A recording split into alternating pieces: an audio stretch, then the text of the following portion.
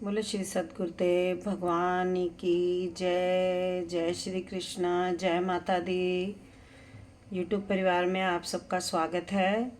आज जया काशी है, जया काशी व्रत की कथा आज मैं आपको सुनाने जा रही हूँ। तो बोलिए श्री हरि विष्णु भगवान की जय। ओम नमो भगवते वासुदेवाय नमः।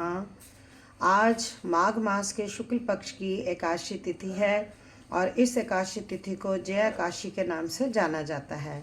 इस एकादशी को बड़ा पवित्र माना गया है। जो इस दिन श्रद्धा भाव से भगवान विष्णु का पूजन करते हैं उनको सद्गति प्राप्त होती है। व्रत के प्रभाव से व्रती को कभी भी पिशाच योनि की प्राप्ति नहीं होती। इसके फलस्वरूप इसके अलावा उसके समस्त पाप नष्ट हो जाते हैं। भगवान श्री कृष्ण ने स्वयं कहा है कि जो मनुष्य पूर्ण श्रद्धा भक्ति भाव से जया एकादशी का व्रत करता है उसकी सब इच्छाएं पूर्ण होती हैं और वह कोटि कल्प पर्यंत वैकुंठ में आनंद का भोग करता है।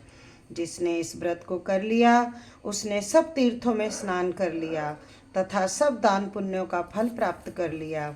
इस व्रत की कथा को सुनने से ही अग्नि अष्टमोम यज्ञ का फल प्राप्त होता है। आइए श्रवण करते हैं जया एकादशी व्रत की कथा। बोलो श्री विष्णु भगवान की जय। इंद्रप्रस्थ की राजसभा उस समय साक्षात वैकुंठ के समान भासित हो रही थी। स्वर्ण जड़ित सिंहासनों पर पांडव महर्षिगण और कुरुवंश के श्रेष्ठ जन विराजमान थे। सभा के मध्य में पीताम्बरधारी घन श्याम वर्ण कमल नयन भगवान श्री कृष्ण मंद मुस्कान के साथ आसीन थे। तभी धर्म की प्रतिमूर्ति महाराज युधिष्ठिर ने अत्यंत विनम्र भाव से उठकर जनार्दन के चरणों की वंदना करते हुए उन्हें करबद्ध होकर बोले, हे अविनाशी, हे भक्तवत्सल माधव, आपके मुखारविंद से आपने मुझे माघ मास के कृष्ण पक्ष की षट तिला एकादशी का महत्तम सुनाकर कृतार्थ किया था। अब मेरी जिज्ञासा माघ मास की शुक्ल पक्ष की एकादशी के विषय में है। हे केशव, इस एकादशी का नाम क्या है? कृपा कर अपनी दिव्य वाणी से मेरे संशय का निवारण करें। युधिष्ठिर की बात सुनकर भगवान श्री कृष्ण ने कर्ण स्वर में कहा, हे कुंती पुत्र युधिष्ठिर, तुम समस्त लोगों के कल्याण की भावना से अत्यंत श्रेष्ठ प्रश्न कर रहे हो। माघ मास के शुक्ल पक्ष की इस तिथि को जया एकादशी के नाम से जाना जाता है। जो मनुष्य श्रद्धापूर्वक इस दिन उपवास करता है उसे भूत प्रेत अथवा पिशाच योनि में कभी जन्म नहीं लेना पड़ता। इसके पश्चात उन्होंने कहा कि हे पांडुपुत्र, इस संदर्भ में मैं तुम्हें एक कथा सुनाता हूँ, उसे ध्यानपूर्वक सुनो। प्राचीन काल में देवराज इंद्र स्वर्ग के अधिपति थे। एक समय की बात है, देवराज इंद्र अपनी दिव्य सभा सुधर्मा में विराजमान थे। उस दिन सभा में संगीत और नृत्य का उत्सव चल रहा था। उस सभा में गंधर्वराज की पुत्री पुष्पवती तथा गंधर्वों में श्रेष्ठ मधुर कंठ का स्वामी माल्यवान भी उपस्थित था। जैसे ही पुष्पवती ने नृत्य आरंभ किया और माल्यवान ने वीणा की तन्मयता के साथ गान छेड़ा, गायन और नृत्य के मध्य ही उन दोनों की दृष्टि एक दूसरे से टकराई और उन दोनों का चित्त स्थिर ना रहा। माल्यवान का सुर बिगड़ने लगा और पुष्पवती की ताल और लय में दोष आने लगा। इंद्र, जो योग और ऐश्वर्य के स्वामी थे, तुरंत समझ गए कि इन दोनों ने सभा की पवित्रता का उल्लंघन किया है। इंद्र का मुख क्रोध से लाल हो उठा और क्रोध कठोर स्वर में कहा, अरे मूर्खो, तुमने मर्यादा का परित्याग किया है। यह स्वर्ग के संयम और साधना की भूमि है, विलास की नहीं। तुमने संगीत जैसी विद्या का अपमान किया है, अतः तुम दोनों दंड के पात्र हो। तुमने मेरी सभा का अपमान किया है, अब तुम दोनों देवलोक में रहने योग्य नहीं हो। मैं तुम्हें शाप देता हूँ कि तुम दोनों तत्काल स्वर्ग से मृत्युलोक में जाओ और वहाँ पिशाच योनि को प्राप्त करो। तुम दोनों पति पत्नी के रूप में अपनी वासना का फल भोगोगे इंद्र के शाप के निकलते ही स्वर्ग के हाहाकार मच गया। पुष्पवती और माल्यवान का दिव्य तेज क्षण भर में लुप्त हो गया और उनके सुगंधित शरीर से दुर्गंध आने लगी। वे दोनों हाहाकार करते हुए अंतरिक्ष से नीचे गिरने लगे। वे स्वर्ग से गिरकर हिमालय की दुर्गम गुफाओं और निर्जन वनों में जा गिरे। पिशाच योनि अत्यंत कष्टप्रद होती है। हे युधिष्ठिर, वहाँ ना चैन है, ना निद्रा है, केवल भूख और प्यास की निरंतर ज्वाला जलती रहती है। जो कभी अमृत का पान करते थे, अब कच्चे मांस और अशुद्ध वस्तुओं की खोज में भटकने लगे। हिमालय की उन कंदराओं में भयंकर शीत पड़ रहा था। वे दोनों भूख और ठंड से व्याकुल होकर कांपने लगते। वे दोनों एक दूसरे से कहते, हमने स्वर्ग में जो अहंकार किया और अपने कर्तव्य को विस्मृत किया, शायद ये उसी का दंड हमें मिला है। लेकिन वे दोनों एक दूसरे को दोष देने के बजाय अपने भाग्य और कुकर्मों पर रोते थे।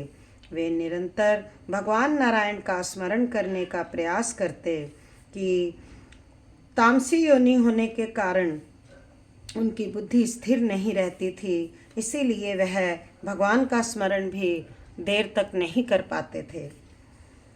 तभी माघ मास का वह पवित्र समय आया जिसने उनके भाग्य की रेखा को बदलने का मार्ग प्रशस्त किया। माघ मास के शुक्ल पक्ष की तिथि का आगमन हुआ। नियति ने एक अद्भुत संयोग रचा। जिस दिन जय काशी का उदय हुआ, उस दिन हिमालय पर हिमपात इतना भीषण था कि संपूर्ण प्रकृति जड़वत हो गई थी। उस दिन उन्हें खाने के लिए कोई कंद, मूल, फल इत्यादि ना मिला। वे भूख से व्याकुल होकर एक पीपल के वृक्ष के नीचे बैठ गए। संयोगवश उस दिन उन्होंने कुछ भी आहार ग्रहण नहीं किया। वे इतने दुर्बल हो गए कि उन्हें एक पग भी चलना असंभव था। अनजाने में ही उन्होंने उस पूरे दिन और रात्रि में अन्न का एक भी दाना नहीं खाया और ना ही जल की एक बूंद ग्रहण की। उन्होंने मन ही मन भगवान विष्णु को पुकारा, हे जनार्दन, हे त्रिलोकीनाथ, हमने जो अपराध किया उसका फल हमने भोग लिया। हे प्रभु, यदि आप दयालु हैं तो हमें इस दुर्गति से मुक्त करें।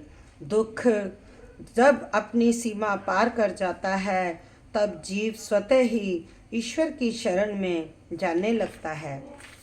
उस पूरी रात वे सो नहीं सके और अनायास ही उनका रात्रि जागरण भी संपन्न हो गया। माघ मास की उस पवित्र तिथि की महिमा ही ऐसी है।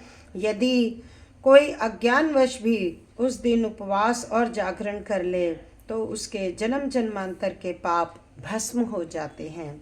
इसलिए अज्ञानतावश उनका वह उपवास व्रत पूर्ण हो गया। जैसे ही द्वादशी का सूर्य उदय हुआ, एक चमत्कार होने लगा। आकाश से पुष्प वर्षा होने लगी। माल्यवान और पुष्पवती के पिशाच शरीर धीरे धीरे विलीन होने लगे और उनके अंग पुनः दिव्य गंधर्व स्वरूप में परिवर्तित होने लगे। बोलो श्री हरि विष्णु भगवान की जय। यह केवल उस व्रत की शक्ति थी जिसने मृत्यु लोक के दंड को स्वर्ग के वरदान में बदल दिया। तभी आकाश मार्ग से एक अत्यंत देदीप्यमान दिव्य विमान नीचे उतरा और भगवान विष्णु के पार्षदों ने उन दंपति का स्वागत किया। तब वे विमान पर आरूढ़ होकर पुनः स्वर्गलोक की ओर प्रस्थान कर गए। मार्ग में वह श्री हरि की ही स्तुति करते रहे। उन्हें बोध हो आया था कि संसार में दुख और दंड केवल मनुष्य को शुद्ध करने के माध्यम है। यदि जीव सच्चे मन से पश्चाताप करे तो नारायण की कृपा का द्वार सदैव खुला रहता है। बोलो श्री हरि विष्णु भगवान की जय। भगवान श्री कृष्ण ने युधिष्ठिर की ओर देखते हुए कहा, हे पार्थ, इस प्रकार माल्यवान और पुष्पवती ने अपने कर्मों का फल भोगकर और जय एकादशी के प्रताप से पुनः सुखमय जीवन प्राप्त किया। यह कथा सिद्ध करती है कि ईश्वर का विधान केवल दंड देने के लिए नहीं अपितु जीव के उद्धार के लिए होता है। अज्ञानवश किया गया व्रत भी जब इतना फलदायी है तो जो मनुष्य विधि विधान और श्रद्धा से इसे करता है उसके सौभाग्य का तो कहना ही क्या। इस प्रकार जो भी मनुष्य इस कथा को श्रद्धापूर्वक श्रवण करता है अथवा कहता है उसे राज सूर्य यज्ञ का फल प्राप्त होता है। एकादशी की यह दिव्य गाथा अब यहीं विश्राम लेती है। तो यह थी दया एकादशी व्रत की पावन कथा। जय हो, जय एकादशी, जय हो, जय श्री कृष्ण भगवान की जय। अगर आप सभी को कथा पसंद आई हो तो वीडियो को लाइक करें और कमेंट बॉक्स में जय श्री कृष्ण या ओम भगवते वासुदेवाय नमः ज़रूर लिखें। अगर अभी तक आपने मेरे चैनल को सब्सक्राइब नहीं किया है तो प्लीज़ चैनल को सब्सक्राइब ज़रूर करें। मिलते हैं एक नए वीडियो के साथ। जय श्री कृष्णा, जय श्री राम, जय माता दी।